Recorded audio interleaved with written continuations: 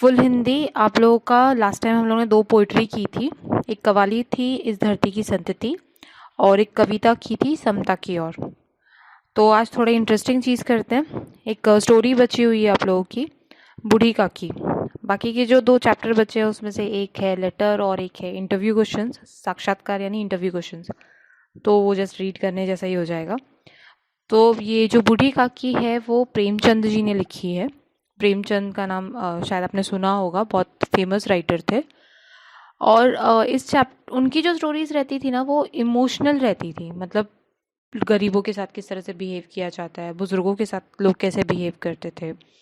तो ये जो कहानी है ये भी एक बूढ़ी औरत रहती है, तो किस तरह से उसके साथ बिहेव किया जाता है, वो किस तरह से रिएक्ट करती है, और बूढ़े और बच्चों में कोई फ़र्क नहीं होता है, ये किस तरह से इस चैप्टर में बताया गया है। चैप्टर थोड़ा बड़ा है तो 2 ऑडियो में कंप्लीट होगा। स्टार्ट करते हैं। ये पेज नंबर है 89। बुढ़ापा बहुधा बचपन का पुनरागमन हुआ करता है। तो बुढ़ापा बहुधा मतलब ज़्यादातर, पुनरागमन मतलब पुनः, जैसे इंसान बूढ़ा होता जाता है ना तो लगता है कि बचपन में वापस लौट आया है, क्योंकि उनकी याददाश्त ऑलमोस्ट कम हो जाती है जैसे बच्चों की होती है। फिर उनको भूख प्यास वगैरह ज़्यादा कुछ समझ में नहीं आता है, जैसे बच्चों को भी नहीं आता है। बाकी भी बहुत सारी चीज़ें होती हैं, या फिर कभी कभी होता है कि बच्चों को बहुत ज़्यादा चटोरी चीज़ें खाने का मन करता है, बूढ़ों को भी करता है। तो बुढ़ापा जनरली जो होता है वो बचपन वापस लौटा के लेकर आता है। बूढ़ी काकी के जीवा स्वाद के सिवा और कोई चेष्टा शेष न थी, न अपने कष्टों की और आकर्षित करने के लिए रोने के अतिरिक्त कोई दूसरा सहारा। अब बूढ़ी काकी जो है उसको जीवा मतलब जीभ, तो उनकी जीभ में है ना स्वाद चाहिए था, उनको अलग अलग चीज़ें खाने का मन करता था। उसके अलावा उनकी ज़िंदगी में और कोई चीज़ बची नहीं थी, और उन्हें अगर कुछ तकलीफ़ है, दुख है, तो वो ज़ोर ज़ोर से रोने लग जाती, लोगों को अपनी ओर आकर्षित करने के लिए, जैसे बच्चे करते हैं ना। अगर कुछ प्रॉब्लम है तो वो ऑब्वियसली बोल नहीं पाते हैं, या अगर बोल भी लेते हैं तो उनका एक मेन हथियार होता है रोना, चिल्लाना। तो वो यही काम करती थी, रोने लग जाती थी। समस्त इंद्रियां, नेत्र, हाथ और पैर जवाब दे चुके थे। समस्त इंद्रियां मतलब जितने भी ऑर्गन्स थे, नेत्र मतलब आंखें, हाथ पैर, मतलब उनको ज़्यादा दिखाई नहीं देता था, हाथ पैर से भी ज़्यादा चल नहीं पाती थी, पैरों से हाथ से भी कुछ काम नहीं कर सकती थी। पृथ्वी पर पड़ी रहती और घर वाले कोई बात उनकी इच्छा के प्रतिकूल करते, भोजन का समय टल जाता या उसका परिमाण पूर्ण न होता, अथवा बाजार से कोई वस्तु आती और न मिलती तो ये रोने लगती। उनका रोना सिसकना साधारण रोना न था, वे गला फाड़ फाड़ कर रोती थी। तो अभी वो बूढ़ी काकी जनरली किन बातों पे रोती, वो पृथ्वी पे पड़ी रहती, मतलब धरती पे ऐसे ही बैठी रहती या सोई रहती, और घर वाले अगर उनकी कोई इच्छा के प्रतिकूल करते, इच्छा के प्रतिकूल, प्रतिकूल मतलब ऑपोजिट, जो उनकी इच्छा होती है उससे कुछ ऑपोजिट करते, टाइम पे खाना नहीं मिलता, उनकी इच्छा पूर्ण नहीं होती, परिमाण पूर्ण ना होना मतलब ये वाला मेजरमेंट, जो भोजन जितना चाहिए उतना पूरा नहीं मिल पाता उनको, या बाजार से कोई नई चीज़ें उनको नहीं मिलती तो वो रोने लगती।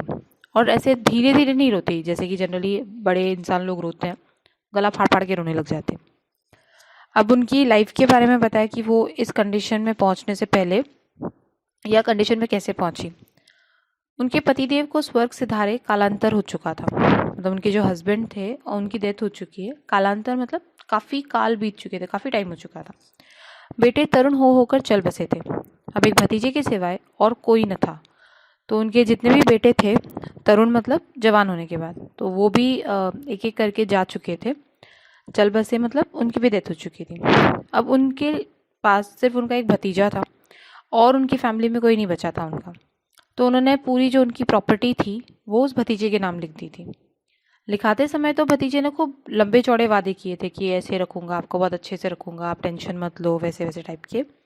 किंतु वे सब वादे केवल कुली डिप्पो के दलालों के दिखाए हुए सब्ज बाग थे।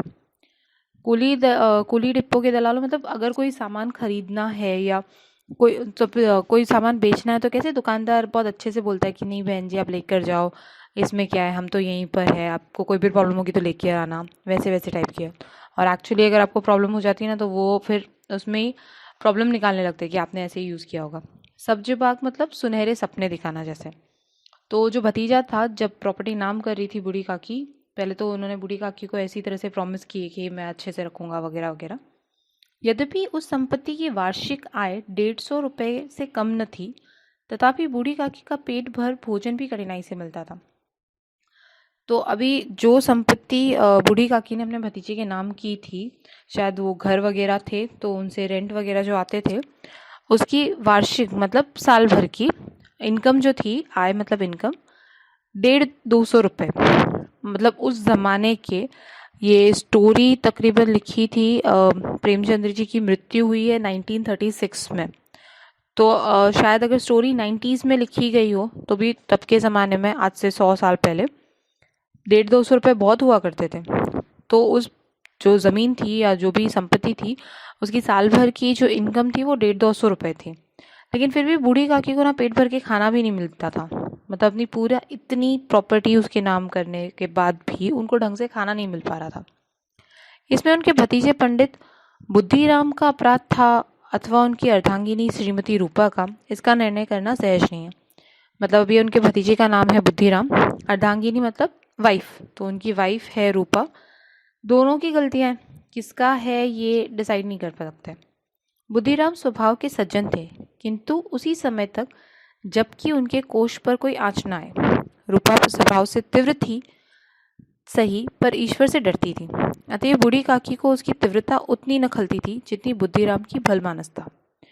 तो अभी इनका चरित्र चित्रण किया गया कि जो बुद्धिराम थे वो जनरली अच्छे थे, लेकिन अगर उनके कोष मतलब खजाना, तो अगर उनको पैसे देने पड़े या उनको अपने पैसों से कुछ करना पड़ा ना, तो उनको फिर गुस्सा आना और उनका बिहेवियर चेंज होना शुरू हो जाता था।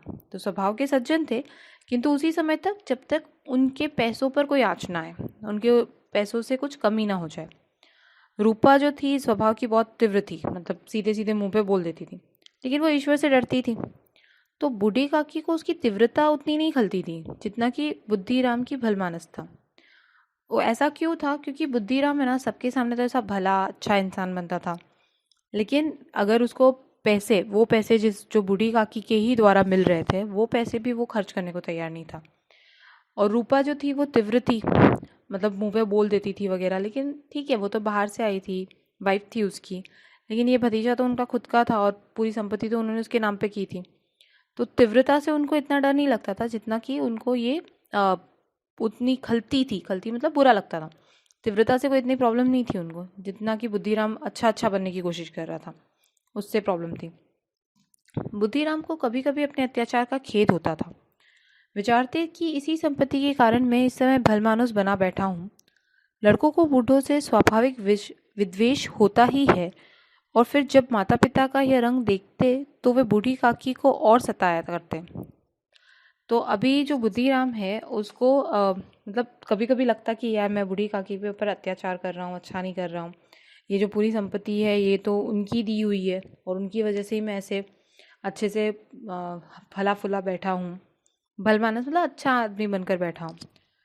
लड़कों को बूढ़ों से स्वाभाविक विद्वेष होता ही है, और फिर अगर माता पिता को भी हम जैसे अपनी फैमिली में अपने पेरेंट्स को देखते हैं ग्रैंड पेरेंट्स के साथ कुछ बुरा व्यवहार करते हुए, तो हम भी वही चीज़ें सीखते हैं। तो हो सकता है कि बुद्धिराम ने अपने पेरेंट्स को देखा हो, माता पिता का यह रंग देखते तो वे बूढ़ी काकी को और सताया करते। कोई चुटकी काट कर भागता, कोई उन पर पानी की कुल्ली कर देता, काकी चीख मारकर रोती। अरे सॉरी, यहाँ पर जो है ना वो बुद्धिराम और जो रूपा थे, उनके जो बच्चे थे वो भी बूढ़ी काकी को परेशान करते थे, क्योंकि उन्होंने देखा था कि माँ बाप भी है उनको सता ही रहे, तो वो भी उनकी रिस्पेक्ट नहीं करते थे। लड़कों को मतलब उनके जो बच्चे थे उनको, बुद्धिराम के और इसके श्रीमती रूपा के, वो वैसे ही बच्चे मतलब वैसे बुजुर्ग लोगों को सताते ही है। तो अभी ये सताने के लिए क्या करते, कोई चुटकी काट के भाग जाता, चिमटी मारता, कोई पानी कुल्ला करते हुए उनके ऊपर फेंक देता, काकी चीख मार कर रोती। हाँ, काकी क्रोधांतुर होकर बच्चों को गालियाँ देने लगती तो रूपा घटनास्थल पर आ पहुँचती। इस भय से काकी अपनी जिह्वा कृपाण का कदाचित भी प्रयोग करती थी। ओके, तो जब ये बच्चे इस तरह से करते थे तो जो बूढ़ी काकी थी वो ज़ोर ज़ोर से रोने लगती, बच्चों को गालियाँ देती, और अपने बच्चों को डांट पड़ते हुए देखकर रूपा भी आ जाती और काकी को ये तो पता था कि रूपा बहुत गुस्से वाली है और कुछ उल्टा पुल्टा बोल देगी, तो इस भय से वो अपनी जीवा यानी जबान पर कृपाण का कदाचित भी प्रयोग करती थी। संपूर्ण परिवार में यदि काकी से किसी को अनुराग था तो वो बुद्धिराम की छोटी लड़की लाडली थी। तो पूरी फैमिली ये इस टाइप से थी कि एक बूढ़ी काकी है जिसको बुद्धिराम और रूपा जो मेन ओनर है वो अच्छे से नहीं रख रहे हैं। उनकी संपत्ति ली है उन्होंने, लेकिन फिर भी वो अच्छे से बिल्कुल भी नहीं रख रहे। उनके जो बच्चे हैं सारे लड़के, वो सबके सब उनके साथ बहुत बुरा व्यवहार करते हैं। अब ये पूरे में सिर्फ एक लड़की ऐसी है जो बूढ़ी काकी के साथ अच्छे से रहती थी। अनुराग रखना मतलब प्रेम रखना। वो थी बुद्धिराम की सबसे छोटी बेटी और उसका नाम था लाडली। लाडली अपने दोनों भाइयों के भय से अपने हिस्से की मिठाई चबेना बूढ़ी काकी के पास बैठकर खाया करती थी। यही उसका रक्षागार था। तो अभी दोनों जो भाई थे, मतलब ये लाडली के, वो उसको हमेशा सताया करते थे, छोटी बहन को सताते ही रहते थे। तो हमेशा जो लाडली थी अपने हिस्से का जो भी बच्चों में से बांटते हैं ना, कोई भी मिठाई वगैरह लेकर आएंगे, चबेना मतलब ये अपना चना वगैरह सींगदाना जो भी चबाने का रहता है, तो वो सब वो बूढ़ी काकी के पास लेकर बैठकर ही खाया करती थी, क्योंकि यही बूढ़ी काकी उसकी रक्षा कर सकती थी। लड़के आते तो वो गालियाँ देने लगती उनको। रात का समय था। बुद्धिराम के द्वार पर शहनाई बज रही थी और गांव के बच्चों का झुंड विस्मयपूर्ण नेत्रों से गाने का रसवादन कर रहा था। चारपाइयों पर मेहमान विश्राम कर रहे थे। दो एक अंग्रेजी पढ़े हुए नवयुवक इन व्यवहारों से उदासीन थे। वे इस गवार मंडली में बोलना अथवा सम्मिलित होना अपनी प्रतिष्ठा के प्रतिकूल समझते थे। तो अब आगे पता चलेगा कि फाइनली क्या हुआ कि यहाँ पर खुशियाँ मनाई जा रही है। बुद्धिराम के गेट के यहाँ पर शहनाई वगैरह बज रही है, गीत वगैरह चल रहे हैं और गांव के जो बच्चे हैं वो कहीं पर भी गाने वाने बजते थे झुंड जमा करके खड़े हो जाते हैं। तो यहाँ पर भी वही हुआ। चारपाई मतलब गांव में जो रहता है ना, खाट जो रस्सियों से बना होता है, तो उस पर मेहमान बैठे हुए हैं और कुछ लोग जो पढ़े लिखे हैं वहाँ पर, 2-3 अंग्रेजी पढ़े हुए लोग, उनको ये शोर शराब अच्छा नहीं लग रहा है। उनको बहुत बेकार लग रहा है ये सब, और वो अपनी इंसल्ट समझ रहे हैं कि यहाँ पर कुछ बोले या इस सब में सम्मिलित भी हो, क्योंकि उनको ये सब गवारपना लगता था। प्रतिष्ठा के प्रतिकूल समझते, प्रतिकूल मतलब ऑपोजिट समझते थे। आज बुद्धिराम के बड़े लड़के मुखराम का तिलक आया था। यह उसी का उत्सव था। घर की भीतरी स्त्रियां गा रही थी और रूपा मेहमानों के लिए भोजन के प्रबंध में व्यस्त थी। भट्टियों पर कड़ाह चढ़ रहे थे। एक में पूड़ियाँ कचौड़ियाँ निकल रही थी, दूसरे में अन्य पकवान बन रहे थे। एक बड़े हंडे में मसालेदार तरकारी पक रही थी। घी और मसाले की शुद्धावर्धक सुगंध चारों ओर फैल रही थी। तो अभी यहाँ पे हो क्या रहा था, बुद्धिराम का जो बड़ा लड़का था मुखराम, उसका तिलक, तिलक मतलब सगाई। पहले के ज़माने में है ना, सिर्फ लड़के वाले के घर पे लड़की वाले आते थे, लड़कियां नहीं आती थी। ऐसे रिंग सेरेमनी जैसा नहीं होता था। तो वो उसको सिर्फ तिलक लगाते थे और थोड़े गिफ्ट्स वगैरह देकर चले जाते थे, सगाई कर लेते थे। तो वो सगाई का माहौल चल रहा था। तो अब सगाई के यहाँ पर सब किस तरह से खाना बन रहा था, कढ़ाइयाँ चढ़ी हुई थी, पूड़ी कचौड़ी, और पूरे खाने की स्मेल जो है वो पूरे वातावरण में फैली हुई थी। अच्छी अच्छी स्मेल आ रही थी। कुछ औरतें बैठ के गाना गा रही थी और जो मेन मालकिन है रूपा, वो यहाँ वहाँ सबके भोजन का प्रबंध करने में व्यस्त थी। बूढ़ी काकी अपनी कोठरी में शोकमय विचार की भांति बैठी हुई थी। यह स्वाद मिश्रित सुगंध उन्हें बेचैन कर रही थी। तो बूढ़ी काकी को बाहर नहीं निकलने दिया गया था, तो वो अपनी कोठरी में ही बैठी थी। शोक में मतलब बहुत दुखी थी कि यार मेरे को खाना कब मिलेंगी, क्योंकि उनको वो जो खुशबू आ रही थी ना बहुत अच्छी लग रही थी और वो चटोरी थी थोड़ी, मतलब उनको खाना पीना बहुत अच्छा लगता था। आह कैसी सुगंध है। अब मुझे कौन पूछता है, जब रोटियां ही के लाले पड़े हैं तब ऐसे भाग्य कहाँ की भरपूर पूड़ियाँ मिले। यह विचार कर उन्हें रोना आया। कलेजे से हुक सी उठने लगी, परंतु रूपा के भय से उन्होंने फिर मौन धारण कर लिया। तो अब उनको उस खुशबू से ना बहुत अच्छा लग रहा था, स्मेल से, लेकिन फिर वो सोच रही थी कि यार रोटियों के लाले पड़े, ढंग से खाना तक नहीं मिलता, तो अभी पूड़ियाँ तो कहाँ से मिलेगी, कौन पूछेगा मुझे यहाँ पर। तो ये सब सोच के ना उनको रोना आ गया था और बहुत दुख हुआ था। हुक सी उठना मतलब बहुत दुख होना अपनी स्थिति पे। लेकिन फिर वो सोच रही थी कि चिल्ला के या कुछ बोल के क्या मतलब है, रूपा भी झगड़ा करने लग जाएगी। फूल हम घर में ही सूंघ सकते हैं, परंतु वाटिका में कुछ और ही बात होती है। इस प्रकार निर्णय करके बूढ़ी काकी हाथों के बल सरकती हुई बड़ी कठिनाई से चौखट से उतरी और धीरे धीरे रेंगती हुई कड़ाह के पास आ बैठी। अब बूढ़ी काकी चल तो पाती नहीं थी, और उनको खुशबू बहुत अच्छी आ रही थी खाने की। तो जैसे होता है ना कि घर में हम लोग फूल सूंघते हैं, जैसे वो स्मेल आ रही थी तो वो अपने घर में बैठ के सूंघ रही थी। लेकिन जब हम बाग में जाते हैं, जब अलग अलग टाइप के फूलों की खुशबू आती है, वाटिका मतलब बाग बगीचे, तो वहाँ की बात ही अलग होती है। तो इन्होंने भी क्या किया कि जितनी खुशबू आ रही थी, फिर वो अपने कमरे से निकलकर जहाँ पर एक्चुअली खाना बन रहा था वहाँ पर पहुँच गई, धीरे धीरे हाथ से रेंगती रेंगती हुई। रूपा उस समय कार्यभार से उद्मीन हो रही थी। कभी इस कोठे पे जाती, कभी उस कोठे पे, कभी कड़ाह के पास जाती, कभी भंडार में जाती। किसी ने बाहर से आकर कहा, महाराज ठंडाई मांग रहे हैं। ठंडाई देने लगी। आदमी ने आकर पूछा, अभी भोजन तैयार होने में कितना विलंब है, जरा ढोल मंजीरा उतार दो। बेचारी अकेली स्त्री दौड़ते दौड़ते व्याकुल हो रही थी, झुंझलाती थी, कुटती थी, परंतु क्रोध प्रकट करने का अवसर न पाती थी। भय होता कहीं पड़ोसियों यह न कहने लगे कि इतने में उबल पड़ी।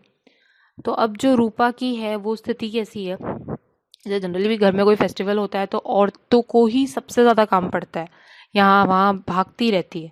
तो यहाँ वही रूपा की भी स्थिति है, एक कोठी से दूसरी कोठी में जा रही है, मतलब अलग अलग जगहों पर जहाँ जहाँ खाना बन रहा था वो यहाँ वहाँ दौड़ रही है। कभी कड़ाह मतलब जो खाना बना रहे हैं उनके पास जाती, कभी स्टोर रूम में जाती, भंडार घर में कि कुछ सामान कम पड़ जाता। कभी कोई बोलता है कि बाहर ठंडा ही मंगा रहे हैं, कभी कोई बोलता कि भोजन में कितना टाइम है, कभी बोलता ढोल मंजीरा उतरवा दो कि शादी का माहौल है, तो तिलक का माहौल है, खुशी का माहौल है तो वो बजाना है। तो वो यहाँ वहाँ कंटिन्यूअसली दौड़े जा रही थी। बहुत गुस्सा आ रहा था उसको, बहुत कुढ़ रही थी कि अकेले कितना काम करना पड़ेगा। लेकिन वो क्रोध नहीं प्रकट कर पा रही थी, क्योंकि अगर वो चिल्लाती तो आजू बाजू की स्त्रियाँ, गाँव की तो पता ही है कैसी होती है, बातें बनाना शुरू कर देती कि इतने में ही तुम उबल पड़ी, मतलब इतना सा काम, अभी तो सिर्फ तिलक है, तो शादी में तो कितना काम रहने वाला है। प्यास से स्वयं कंठ सूख रहा था, गर्मी के मारे फूकी जाती थी, परंतु इतना अवकाश भी नहीं था कि जरा पानी पी ले अथवा फंका लेकर झले। यह भी खटका था कि जरा आंख हटी और चीजों की लूट मची। तो अब स्थिति क्या हो रही थी कि उसको खुद प्यास लग रही थी, गर्मी लग रही थी, लेकिन उसके पास बिल्कुल टाइम नहीं था, ना पानी पीने का, ना अपने आप को पंखा झलने का, कुछ भी नहीं। और अभी ये भी खटका था कि यार अगर वो ध्यान नहीं देगी तो चीज़ों की लूट मचना, मतलब हलवाई वगैरह तो सब अपने हिसाब से शुरू हो जाएंगे और फिर वेस्ट करेंगे। तो इसलिए उसको ये भी टेंशन आ रहा था। तो अब ये सब का जो गुस्सा है अल्टीमेटली बूढ़ी काकी पे निकलता है, एंड देन बूढ़ी काकी कैसे रिएक्ट करती है ये हम देखते हैं अभी आगे के ऑडियो में। तो अब तक हम लोगों ने स्टोरी में देखा था कि लास्ट जो हमारा चल रहा था कि रूपा की क्या हालत है, वो गुस्से में है, थक चुकी है, और इसी अवस्था में वो देखती है बूढ़ी काकी को, जो वो कड़ाह के पास, हलवाई के पास बैठी हुई है। तो उसका पूरा गुस्सा बूढ़ी काकी पे निकल उठता है। वो एकदम जल गई, क्रोध न रुक सका। वो बूढ़ी काकी पर झपटी और उन्हें दोनों हाथों से झटक कर बोली, ऐसे पेट में आग लगे, पेट है या भाड़? कोठरी में बैठते हुए क्या दम घुटता था? अभी मेहमानों ने नहीं खाया, भगवान को भोग नहीं लगा, तब तक धैर्य न हो सका? आकर छाती पर सवार हो गई। इतना ठूसती है न जाने कहाँ भस्म हो जाता है। भला चाहती है तो जाकर कोठरी में बैठो, जब घर के लोग खाने लगेंगे तब तुम्हें भी मिलेगा। तुम कोई देवी नहीं हो कि चाहे किसी के मुंह में पानी न जाए, परंतु तुम्हारी पूजा पहले की जाए। तो अब उसने बूढ़ी काकी को जली कटी सुनाना शुरू कर दिया कि अभी तक तो किसी ने खाया भी नहीं है, भगवान को भूख नहीं लगा है, तुम्हारे पेट में आग लगी है क्या, ये वगैरह वगैरह बहुत सारी बातें सुना दी। अब बेचारी बूढ़ी काकी क्या करती, दुखी हो गई, पश्चाताप करने लगी कि मैं भी कहाँ से कहाँ पहुँच गई। उन्हें रूपा पर क्रोध नहीं था, अपनी जल्दबाजी का दुख था। अब बुजुर्ग इंसान जो होते हैं ना, उनसे भूख बर्दाश्त नहीं होती है। आप लोगों ने भी देखा होगा कि उन लोगों को है ना सबसे पहले खाना दिया जाता है, तो उनसे भी भूख बर्दाश्त नहीं हुई थी बूढ़ी काकी से भी, और जो खुशबू आ रही थी उसकी वजह से तो उसको बिल्कुल भी मतलब भूख बर्दाश्त ही नहीं हो रही थी, तो उसने जल्दबाजी की थी। तो अब उसको दुख भी हो रहा था कि मैंने इतनी जल्दबाजी क्यों मचाई। बेचारी रूपा जो है वो यहाँ वहाँ भाग रही है, काम कर रही है, दे देती सबके खाने के टाइम पे मुझे भी। सच ही तो है, जब तक मेहमान लोग भोजन न कर न चुकेंगे, घर वाले कैसे खाएंगे? मुझसे इतनी देर भी न रहा गया, सबके सामने पानी उतर गया। पानी उतरना मतलब बेइज्जती होना, ये मुहावरा है। अब जब तक कोई बुलाने ना आएगा नहीं जाऊंगी। तो फिर से वो अपने कमरे में गई और उसने भी डिसाइड किया कि जब तक कोई बुलाने नहीं आने वाला नहीं जाऊंगी। मन ही मन इसी प्रकार का विचार कर वह बुलाने की प्रतीक्षा करने लगी। तो अभी वो बैठ गई चुपचाप अपने कमरे में जाकर और वेट करने लगी कोई तो बुलाने आएगा। उन्हें एक एक पल एक एक युग के समान मालूम होता था। धीरे धीरे एक गीत गुनगुनाने लगी। उन्हें मालूम हुआ कि मुझे गाते देर हो गई। क्या इतनी देर तक लोग भोजन कर ही रहे होंगे? किसी की आवाज़ नहीं सुनाई देती। अवश्य लोग खा पीकर चले गए। तो अब वो वेट कर रही थी कि कब मेरा नंबर आए, कब मुझे बुलाया जाएगा खाना खाने के लिए। फिर वो गाना गाने लगी। फिर उसे लगा कि यार गाना गाते गाते तो बहुत टाइम हो गया और बाहर से कोई आवाज़ ही नहीं आ रही है, तो क्या लोग अभी तक खा ही रहे हैं या खा के जा चुके हैं? मुझे कोई अभी तक बुलाने क्यों नहीं आया? रूपा चिढ़ गई, क्या जाने न बुलाए, सोचती हो कि आप ही आएगी, पर कोई मेहमान तो नहीं जो उन्हें बुलाऊं। बूढ़ी काकी चलने के लिए तैयार हुई। तो अभी उसने सोचा कि यार रूपा को गुस्सा आ गया होगा, इसलिए शायद बुलाने नहीं आई, और उसने सोचा होगा कि शायद बूढ़ी काकी खुद ही हो जाए। और घर की ही बात है, वो मेहमान थोड़ी कि जो उनको अलग से बुलाया जाए। घर के ही लोग हैं तो घर के लोग तो खाना खाने के लिए खुद ही आ जाते हैं, अलग से बुलाना थोड़ी ना पड़ता है। तो बूढ़ी काकी चलने के लिए तैयार हुई, यह विश्वास कि 1 मिनट में पूड़ी और मसालेदार तरकारी सामने आएगी। उनको बहुत खुशी हुई ये सोच के कि अभी मुझे पूड़ी खाने को मिलेगी। उनकी जो स्वादेंद्रिय है, मतलब जो टेस्ट बर्ड्स है, वो गुदगुदाने लगे। उन्होंने मन में तरह तरह के मंसूबे बांधे। पहले तरकारी से पूड़ियाँ खाऊंगी, फिर दही और शक्कर से, कचौड़ियाँ रायते के साथ मज़ेदार मालूम होगी। चाहे कोई बुरा माने चाहे भला, मैं तो मांग मांग कर खाऊंगी। लोग यही ना कहेंगे कि इन्हें विचार नहीं। कहा करें, इतनी देर के बाद पूड़ियाँ मिल रही है तो मुंह झूठा करके थोड़ी उठ जाऊंगी। तो अब बूढ़ी काकी है ना, चलते हुए से सोच रही है कि मैं कैसे कैसे खाना खाऊंगी। कचौरी दही की और रायते के साथ खाऊंगी, तरकारी मतलब सब्जी। तो वो यही सोचते सोचते बाहर आई कि लोग क्या कहेंगे वगैरह। तो उसने सोचा कि ठीक है ना, कहने दो ना, इतनी देर से मैं वेट कर रही थी कि मेरे को पूड़ी खाने को मिलेगी, और अब जब मिलेगी तो मैं सिर्फ थोड़ा सा खा के थोड़ी ना उठूंगी। मेहमान मंडली अभी बैठी हुई थी। कोई खाकर उंगलियां चाटता था, कोई तिरछे नेत्रों से देखता था, और लोग अभी खा रहे हैं या नहीं। कोई इस चिंता में था कि पत्तल पर पूड़ियाँ छूटी जाती है, किसी तरह इन्हें भीतर रख लेता। कोई दही खाकर जीभ चटकारता था, परंतु दूसरा दोना मांगते संकोच करता था। और इतने में बूढ़ी काकी रेंगती हुई उनके बीच आ पहुंची। कोई आदमी चौंक कर उठ खड़े हुए, पुकारने लगे। तो अभी जब वो बाहर आई तो बाहर का सीन ऐसा चल रहा है कि मेहमान है ना, अभी खाना खा रहे हैं। कोई उंगलियां चाट रहा है, कोई दही बहुत स्वाद लेके खा रहा है, लेकिन दूसरा दोना नहीं मांग सकता है। गांव में है ना सिर्फ पत्तल बिछती थी, और लोग आके परोसते थे। मतलब बुफे सिस्टम जैसा नहीं था कि आपको जितना चाहिए खुद जाके ले लो। लोग एक जगह बैठते थे खाने वाले, और ऐसे पंगत लगती थी, और जा जा के लोग परोसते थे। तो वहाँ पर सेकंड टाइम ऐसा मांगने में ना शर्म आती थी कि अभी तो हमने लिया था वगैरह। तो यहाँ पर भी वही चल रहा है, सब एक दूसरे की पत्तल में देख रहे हैं, खाना खा रहे हैं, वैसे टाइप का। तो अब बूढ़ी काकी जब रेंगते हुए आई तो एक आदमी ने चौंक कर बोले, अरे ये बुढ़िया कौन है, यहाँ कहाँ से आ गई? देखो किसी को छू न दे। पंडित बुद्धिराम काकी को देखते ही क्रोध से तिलमिला गए। तब रूपा ऑलरेडी क्रोध करके जा चुकी थी, अब बुद्धिराम को भी गुस्सा आ गया, क्योंकि सब लोगों को लगा कि अछूत कोई है जो इस तरह से रेंगते हुए आ रही है। तो उन्होंने बोला कि कोई देखो किसी को छू न दे। उसको अछूत मान लिया गया था।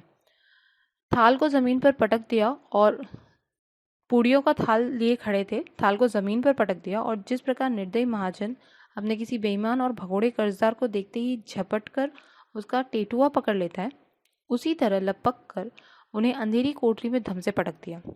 आशा रूपी वाटिका लू के एक झोंके में नष्ट विनष्ट हो गई। तो अब रूपा ने पहले किया था, उसको तो काकी किसी तरह सहन कर गई और वापस आ गई। लेकिन अभी बुद्धिराम ने क्या किया, वो लोगों को पुड़िया बांट रहा था, तो जो पुड़ियों का थाल लेकर खड़ा था उसको वहीं पर पटका, और एकदम गुस्से में, महाजन मतलब जो पैसे देता है, तो पैसे देने वाला कैसे किसी कर्जदार को, जो जिसने पैसे वापस लौटाए ना हो, उसको देखते ही साथ गुस्से में तिलमिला जाता है, और उसका एकदम कॉलर वॉलर पकड़ कर एकदम गला दबाने लगता है, झगड़ने लगता है। उसी तरह से ये बुद्धिराम ने भी किया। एकदम क्रोध में गया, बूढ़ी काकी को वहाँ से घसीटा और सीधा अंधेरी कोठरी में, जहाँ पर बूढ़ी काकी का कमरा वगैरह रहा होगा, वहाँ जाके पटक दिया। आशा रूपी वाटिका लू के एक झोंके से नष्ट विनष्ट हो गई। तो अभी बूढ़ी काकी जो मन में सपने सजा के बैठी हुई थी, आशा जो रखा था उन्होंने, एक ही बार में वो बुझ गई। मेहमानों ने भोजन किया, घर वालों ने भोजन किया, परंतु बूढ़ी काकी को किसी ने न पूछा। बुद्धिराम और रूपा दोनों ही बूढ़ी काकी को उनकी निर्लज्जता के लिए दंड देने का निश्चय कर चुके थे। उनके बुढ़ापे पर, दीनता पर, हतज्ञान पर किसी को करुणा न आई थी। अकेली लाडली उनके लिए कुढ़ रही थी। तो अब सब लोग खा पी चुके, मतलब मेहमान भी चले गए, घर वालों ने भी खा लिया, और बुद्धिराम और रूपा दोनों बूढ़ी काकी से गुस्सा थे। निर्लज्जता मतलब बिना शर्म किए ऐसे आंगन में आ गई खाना खाने के लिए वगैरह। तो उन्होंने सोचा कि आज उसको खाना ही नहीं देंगे। लेकिन किसी ने ये नहीं सोचा कि उनकी बुढ़ापे पे, कि उनको भूख बर्दाश्त नहीं हो रही थी या वो भूखी थी, उन पे दया वगैरह, उनकी हठ ज्ञान या बचपन वगैरह, बचपनी जो होते हैं हट वाला, उन सब पर उसको, उन लोगों में से किसी को भी करुणा नहीं आई, दया नहीं आई। सारे जो लड़के थे, बुद्धिराम था, रूपा थे, उनको कोई फ़र्क नहीं पड़ा। लेकिन ये जो लाडली थी, जो छोटी बेटी है बुद्धिराम की, वही मन ही मन कुड़कुड़ रही थी कि बूढ़ी काकी को अभी तक खाना नहीं दिया गया। लाडली को काकी से अत्यंत प्रेम था। बेचारी भोली लड़की थी, बाल विनोदन चंचलता की उसमें गंध तक न थी। दोनों बार जब उसके माता पिता ने काकी को निर्दयता से घसीटा तो लाडली का हृदय ऐंठ कर रह गया। वह झुंझला रही थी कि ये लोग काकी को क्यों बहुत सी पुड़िया नहीं दे देते। उसने अपने हिस्से की पुड़िया बिल्कुल न खाई थी, अपनी गुड़िया की पिटारी में बंद कर रखी थी। उन पुड़ियों को काकी के पास ले जाना चाहती थी। उसका हृदय अधीर हो रहा था। बूढ़ी काकी मेरी बात सुनते ही उठ बैठेगी, पुड़िया देखकर कैसी प्रसन्न होगी, मुझे खूब प्यार करेगी। तो अभी जो लाडली छोटी सी बच्ची है, उसमें बाल विनोद और चंचलता की उसमें गंध तक न थी। चंचलता मतलब शरारत वगैरह या हंसी मजाक करना, ये सब उसने नहीं सीखा था अभी तक। किसी को परेशान करके हंसी मजाक करना वगैरह नहीं सीखा था। दोनों टाइम जब रूपा ने और बुद्धिराम ने बेचारी जो बूढ़ी काकी है उसको घसीटा था, उस टाइम दोनों टाइम लाडली को बहुत बुरा लगा था। हृदय ऐंठ कर रह जाना फिर से मुहावरा है, उसका मतलब है बहुत दुख होना कि ये लोग इतनी बार उसको डांट रहे हैं, चिल्ला रहे हैं, इससे अच्छा खाना क्यों नहीं देते थे उसको। तो उसने भी ना, गुड़िया ने क्या, ये लाडली ने क्या किया था, अपनी जो पूड़ियाँ है वो नहीं खाई थी अपने हिस्से की, और गुड़ियों की पिटारी, लड़कियों के पास जनरली गुड़िया रहती है बहुत सारी, तो उसको रखने के लिए एक बॉक्स वगैरह रहता है, तो उस बॉक्स में उसने अपनी पुड़िया रख दी थी। और वो सोच रही थी कि जब मैं बूढ़ी काकी को दूंगी तो वो कितनी खुश होगी और मेरे को कितना लाड प्यार करेगी। रात के 11 बज गए थे। रूपा आंगन में पड़ी सो रही थी। लाडले की आंखों में नींद न आती थी। काकी को पूड़िया खिलाने की खुशी उसे सोने न देती। उसने पूड़ियों की पिटारी सामने ही रखी थी। जब विश्वास हो गया कि अम्मा सो रही है तो अपनी पिटारी उठाई और बूढ़ी काकी की कोठरी की ओर चली। तो अब रात के 11 बज गए थे, सब मेहमान जा चुके, सब लोग सो गए थे। रूपा आंगन में ही सो रही थी और सब गांव के लोग आंगन में ही सोते हैं, तो लाडली भी वहीं पर थी। लेकिन उसकी आंखों में नींद नहीं आ रही थी। वो हमेशा ये सोच के खुश हो रही थी कि मैं जब बूढ़ी काकी को पूड़िया दूंगी तो उसके चेहरे पे कितनी हंसी आएगी, उसको कितना अच्छा लगेगा, कितनी खुशी होगी। तो जब उसने देखा कि उसकी माँ सो गई है तो वो अपनी पूड़ियों की पिटारी को उठाया उसने, और वो चली अभी बूढ़ी काकी की तरफ। सहसा कानों में आवाज़ आई, काकी उठो, मैं पुड़िया लाई हूँ। काकी ने लाडली की बोली पहचानी, झटपट उठ बैठी, दोनों हाथों से लाडली को टटोला और उसे गोद में बिठा लिया। लाडली ने पुड़िया निकाल कर दी। तो अभी बूढ़ी काकी जब सो रही थी तो उसको उठाया धीरे से और बोला कि मैं पुड़िया लाई हूँ। तो बूढ़ी काकी बहुत खुश हो गई, फटाक से उठी, और दिखाई तो उनको नहीं दे रहा था क्योंकि आंखें तो पहले ही ख़राब हो चुकी।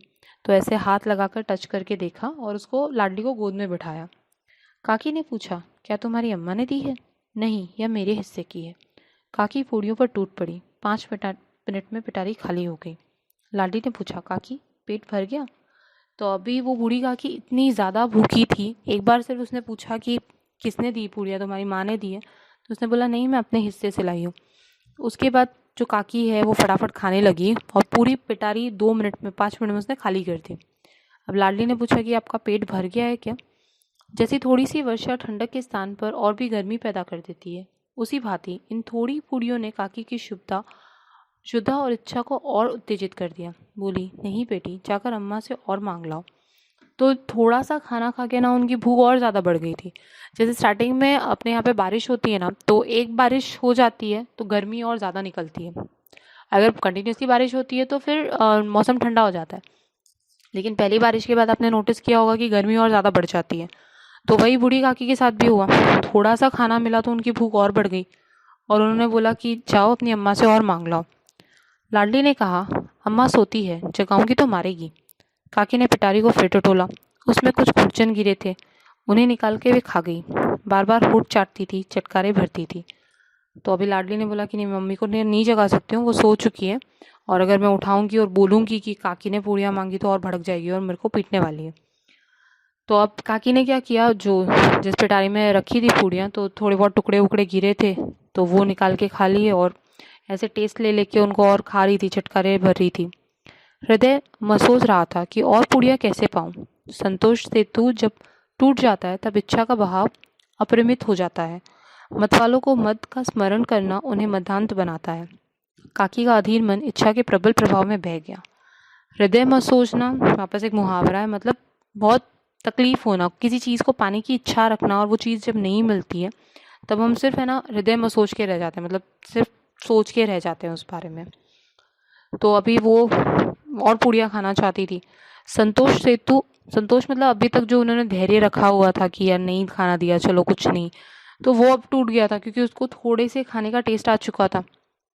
इच्छा का भाव अपरिमित हो जाता है, मतलब जब हमारा संतोष, मतलब हम जब तक सोचते हैं कि चलो नहीं मिलने वाला है, लेकिन जैसे ही मिलने की थोड़ी सी इच्छा होती, मतलब मिलने का थोड़ा ऐसा लगता है ना, उसके बाद तो हम कंट्रोल ही नहीं कर सकते। तो अब तक बूढ़ी काकी को लग रहा था कि अब पूड़ियाँ नहीं मिलेगी, तो वो सो गई थी। लेकिन अब जब उनको थोड़ी सी खाने को मिल गई, उनको टेस्ट लग गया था, तो अब उनसे रुका नहीं जा रहा था। मत वालों को मत का स्मरण करना उन्हें मदांत बनाता है। मत वालों मतलब जो शराबी लोग रहते हैं, वो सिर्फ अगर शराब की याद भी कर ले या उनको एक घूंट मिल जाए तो वो वैसे ही नशे में हो जाते हैं, उन्हें फिर और चाहिए ही रहता है। तो काकी का भी यही हाल था। अधीर हो चुकी थी कि कहाँ से वो और पूड़ियाँ पाए। उचित अनुचित का विचार जाता रहा, तो अब उनको कुछ भी नहीं सूझ रहा था कि क्या सही है क्या गलत है। वे कुछ देर तक इस इच्छा को रोकती रही। सहसा लाडली से बोली, मेरा हाथ पकड़कर वहाँ ले चलो जहाँ मेहमानों ने बैठकर भोजन किया है। तो अब उनसे कंट्रोल नहीं हो रहा था, तो फाइनली उन्होंने लाडली को बोला कि मुझे वहाँ पे लेके चलो जहाँ पे मेहमानों ने भोजन किया था। लाडली उनका अभिप्राय समझ न सकी। उसने काकी का हाथ पकड़ा और ले जाकर झूठे पत्तलों के पास बिठा दिया। दीन शुद्धातुर विज्ञान बुढ़िया पत्तलों में पूड़ियों के टुकड़े चुन चुन कर भक्षण करने लगी। तो अब लाडली को नहीं समझा कि बूढ़ी काकी क्यों बोल रही है वहाँ लेकर जाने के लिए जहाँ पर लोगों ने खाना खाया था। लेकिन जो बूढ़ी काकी है वो इतनी ज़्यादा अधीर हो चुकी थी, शुद्धातुर मतलब अपनी इच्छाओं के एकदम कंट्रोल में हो चुकी थी कि उनकी इच्छा सिर्फ पूड़ी खाने की थी और उनको कुछ भी नहीं समझ रहा था। तो वो जहाँ पे झूठे पत्तल पड़े थे उनमें से टुकड़े चुन चुन कर खाने लगी, भक्षण करने लगी, मतलब खाने लगी। ओ दही कितना स्वादिष्ट था, कचौड़ियाँ कितनी सलोनी, खस्ता कितना सुकोमल। काकी बुद्धिहीन होते हुए भी इतना जानती थी कि मैं वह काम कर रही हूँ जो मुझे कदापि न करना चाहिए।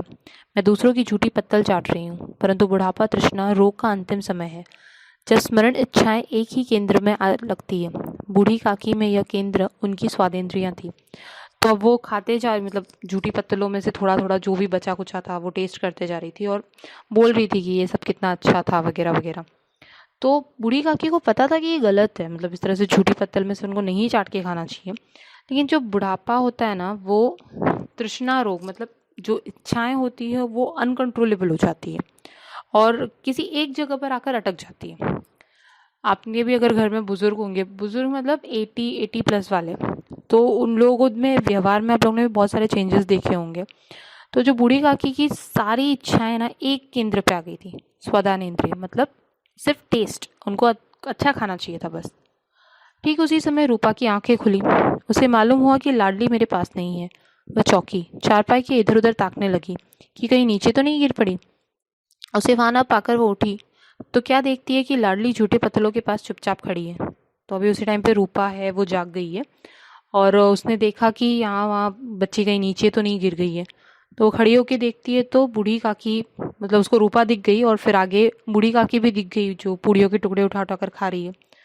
तो हृदय जो रूपा है ना, उसको बहुत बुरा लगा कि यार बूढ़ी औरत है अपने घर की और इस तरह से झूठी पत्तलों पे खा रही है। मतलब इंसान कितना भी, मतलब ये कठोर क्यों ना हो, लेकिन वो जो सीन चल रहा है अभी वो देखकर तो वैसे भी कोई भी मतलब दया से रो पड़ेगा, वैसे टाइप का सीन चल रहा है। परिवार का एक बुजुर्ग दूसरों की झूठी पत्तल टटोले, इससे अधिक शोकमय दृश्य असंभव था। पूड़ियों के कुछ ग्रासों के लिए उसकी चचेरी सास ऐसा पतित और निकृष्ट कर्म कर रही है, ऐसा प्रतीत होता मानो जमीन रुक गई है।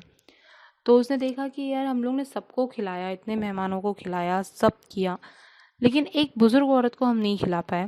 और पूड़ियों के कुछ ग्रास, कुछ कौवों के लिए जो उनकी चचेरी सास है वो ऐसा काम कर रही है, मतलब लोगों के पत्तल से उठाकर।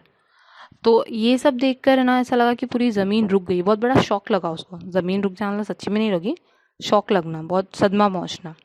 आसमान चक्कर खा रहा है, संसार पर कोई आपत्ति आने वाली है। रूपा को क्रोध ना आया, शोक के सम्मुख क्रोध कहाँ, करुणा और भय से उसकी आंखें भर आई। तो उसको ये सीन देखकर लगा कि अब कोई विपत्ति आने वाली है। उसको बहुत दुख हुआ कि हमारे घर में क्या इतना भी अनाज नहीं है कि हम एक बुजुर्ग औरत को खिला सकें। तो उसको है ना कुछ अनहोनी होने जैसा और ऐसा सब फील होने लगा। तो उसको गुस्सा नहीं आया, उसको दुख होने लगा और उसकी आंखें भर भर आई। आंखें भर आना मतलब बहुत दुखी होना। इस अधर्म के पाप का भागी कौन है? उसने सच्चे हृदय से गगन मंडल की ओर हाथ उठाकर कहा, परमात्मा मेरे बच्चों पर दया करो। तो ये जो अभी पाप हो रहा था, मतलब एक बुजुर्ग जो घर की बुजुर्ग है उसको खाने को नहीं दिया इन लोगों ने, तो उसको बहुत फील हुआ कि ये पाप हमसे हुआ है और ये इस पाप का कहीं हमारे बच्चों को भुगतान ना करना पड़े। तो उसने भगवान को बोला कि प्लीज़ हमारे इस अधर्म का दंड मेरे बच्चों को मत देना, मेरे बच्चों पर दया करना। इस अधर्म का दंड मुझे मत दो ना, नहीं तो मेरा सत्यानाश हो जाएगा। रूपा को अपनी स्वार्थपरता और अन्याय इस प्रकार प्रत्यक्ष रूप से कभी न दिख पड़े थे। तो आज वो सीन देखने के बाद रूपा को बहुत ज़्यादा दुख हुआ। उसको ऐसा लगा कि कहीं ये सब उसके साथ घटित ना हो जाए या उसके बच्चों के साथ कुछ बुरा ना हो जाए, कहीं वो खाने के लिए ना तरस जाए। तो ये सीन देखने के बाद उसको फर्स्ट टाइम, मतलब उसको पहले भी थोड़ा बहुत फील होता था, लेकिन पहली बार उसको इतना क्लियर फील हुआ कि वो कितनी सेल्फिश है, कितनी कठोर हो गई थी, किस तरह से बिहेव कर रही थी। यह सोचने लगी, हाय कितनी निर्दयी हूँ। जिसकी संपत्ति से मुझे 200 रुपया वार्षिक आय हो रही है, उसकी यह दुर्गति। मतलब जिसकी प्रॉपर्टी पे ये लोग इतना आराम से रह रहे हैं, 200 रुपये साल भर के कमा रहे हैं। उस टाइम पे बहुत ज़्यादा था, 2 लाख या 3 लाख के बराबर था। और उस इंसान की यह दुर्गति, ऐसी स्थिति, और वो भी मेरे कारण। हे दयामय भगवान, मुझसे बड़ी भारी चूक हुई है, मुझे क्षमा करो। आज मेरे बेटे का तिलक था, सैकड़ों मनुष्य ने भोजन किया, मैं अब उनके इशारों की दासी बनी रही। अपने नाम के लिए सैकड़ों रुपए व्यय कर दिए, परंतु जिसकी दौलत हजारों रुपए खाए, उसे उस उत्सव में भी भरपेट भोजन न दे सकी, केवल इसी कारण कि वह वृद्धा असहाय है। तो वो अब भगवान से माफ़ी मांग रही है कि आज उसके बेटे का तिलक था, बहुत सारे लोग आए खाने के लिए और अपने नाम फेम को बनाने के लिए हम लोग इतने लोगों को खाना खिलाया, शो ऑफ किया। लेकिन जिसकी वजह से हमको दौलत मिल रही है, जिसकी वजह से हमको हज़ारों की लाखों की संपत्ति मिल रही है, उस बूढ़ी काकी को हम लोग ने एक खाना तक नहीं दिया ठीक से। और वो भी क्यों? क्योंकि वो बूढ़ी है, वो असहाय है, वो कुछ कर नहीं सकती, सिर्फ इसलिए। रूपा ने दिया जलाया, अपने भंडार का द्वार खोला और एक थाली में संपूर्ण सामग्री सजाकर बूढ़ी काकी की ओर चली। तो अब ये सब देखने के बाद रूपा को फाइनली रियलाइज़ हुआ और वो अपने स्टोर रूम के यहाँ पर गई और एक थाली में सारी सामान सजाकर लेकर आ गई।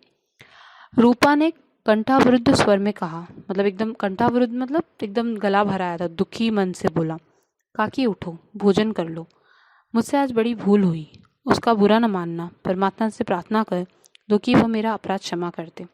तो अभी उन्होंने बोला कि काकी तुम ये झूठी पत्तल से मत खाओ, उठो, मैं तुम्हारे लिए खाना लाई हूँ। आज मुझसे बहुत बड़ी भूल हो गई है और प्लीज़ उसके लिए मुझे माफ़ कर देना और परमात्मा से बोलना कि मेरे गुनाहों को माफ़ कर दे। भोले भोले बच्चों की भांति जो मिठाई पाकर मार और तिरस्कार सब भूल जाता है, बूढ़ी काकी वैसे ही सब भूल कर बैठी हुई खाना खा रही थी। उनके एक एक रोए से सच्ची सदिच्छाएं निकल रही थी और रूपा बैठी उस स्वर्गीय दृश्य का आनंद लेने में निम्न थी। तो जैसे बच्चों को है ना हम लोग पहले डांट देते हैं या कुछ भी करते हैं, लेकिन फिर अगर उनको चॉकलेट दिखा दो तो कैसे खुश हो जाते हैं, वैसे ही बूढ़ी काकी की जो इंसल्ट हुई थी अब तक, वो सब कुछ भूल गई। वो मस्त अपने मिठाई विठाई और अपना जो भी खाना पीना था वो सब खा रही थी और एकदम खुश थी, सच्ची मतलब दुआएं निकल रही थी उनके मुंह से। और रूपा ये दृश्य देखकर फाइनली सेटिस्फाइड हुई कि मैंने इस बूढ़ी काकी को खुश कर दिया है, अब मुझे परमात्मा की कोई भी हाय नहीं लगेगी। तो ये था पूरा चैप्टर बूढ़ी काकी से रिलेटेड, कि किस तरह से एक बुजुर्ग के साथ किस तरह से इन लोगों ने व्यवहार किया एंड लास्ट में फिर क्या हुआ। अब इसका स्वाध्याय कर लेते हैं। तो स्वाध्याय का पहला क्वेश्चन है, स्वभाव के आधार पर पात्र का नाम। क्रोधी रूपा थी, लालची बुद्धिराम, शरारती दोनों लड़के और स्नेहिल थी लाडली। अब क्वेश्चन 2 है, बूढ़ी काकी को ललचाने वाले व्यंजन कौन कौन से थे? पूड़ियाँ, मसालेदार तरकारी, कचौड़ियाँ, रायता, ये सब चीज़ें। देन थर्ड क्वेश्चन था बुद्धिराम का काकी के प्रति दुर्व्यवहार दर्शाने वाली बातें। वो जो बूढ़ी काकी थी, संपत्ति उनके नाम लिखते समय तो बहुत लंबे चौड़े वादे किए थे बुद्धिराम द्वारा, फिर वो वादे पूर्ण नहीं किए। फिर बूढ़ी काकी को भरपेट भोजन न देना, भोजन कर रहे मेहमानों के बीच रेंगती हुई बूढ़ी काकी के पहुंच जाने पर बुद्धिमान द्वारा निर्दयतापूर्वक पकड़कर उनकी कोठरी में वापस लेकर जाके पटक देना। बूढ़ी काकी के व्यवहार से रुष्ट होने के कारण तिलक उत्सव पर सभी मेहमानों और घरवालों के भोजन कर लेने के बाद भी बूढ़ी काकी को भोजन के लिए ना बुलाना या भोजन ना करवाना। फिर क्वेश्चन नंबर 5 है, सूचना के अनुसार शब्द में परिवर्तन कीजिए। बच्चा उसका विलोम शब्द होता है, विलोम यानी ऑपोजिट, बूढ़ा, और पर्यायवाची मतलब सेम, समानार्थी होता है लड़का। बच्चा का बहुवचन तो बच्चे होते हैं और लिंग होता है बच्ची, उसका ऑपोजिट बच्चे का बच्ची होता है। फिर उसके बाद अपना जो चौथा क्वेश्चन बच जाता है उसमें था कारण लिखिए। बूढ़ी काकी ने भतीजे के नाम सारी संपत्ति लिख दी थी क्योंकि और उनका कोई था ही नहीं, तो उन्होंने, बूढ़ी काकी के परिवार में अब तक एक ही भतीजा था और कोई था ही नहीं, तो इसलिए उन्होंने भतीजे के नाम पूरी संपत्ति लिख दी। लाडली ने पुड़ियाँ छिपा कर रखी थी ताकि वो बूढ़ी काकी को रात को जाकर खिला सके। बुद्धिराम ने काकी को अंधेरी कोठरी में धम से पटक दिया क्योंकि वो रेंगती हुई वहाँ तक आ पहुँची थी और बुद्धिराम को ये बुरा लगा था कि वो मेहमानों के बीच में आ गई है। अंग्रेजी पढ़े नवयुवक उदासीन थे क्योंकि उनको इस तरह का शोशा करना और गाना बजाना और ये सब पसंद नहीं आ रहा था। तो यहाँ तक हमारा स्वाध्याय कंप्लीट हुआ। बाकी का जो ग्रामर पार्ट है, हमने प्रेरणार्थक क्रिया, प्रथम प्रेरणार्थक और द्वितीय प्रेरणार्थक क्रिया की हुई है, तो ये आपको फिल करना है, भूलना, भुलाना, बुलवाना, ये सारी चीज़ें। तो आप लोगों का होमवर्क है भाषा बिंदु में ये फर्स्ट क्वेश्चन कंप्लीट करके देना है। सेकेंड में है पठित पाठों में किन्हीं 10 मूल क्रियाओं का चयन करके उसके प्रथम और द्वितीय प्रेरणार्थक रूप निम्न तालिका में लिखिए।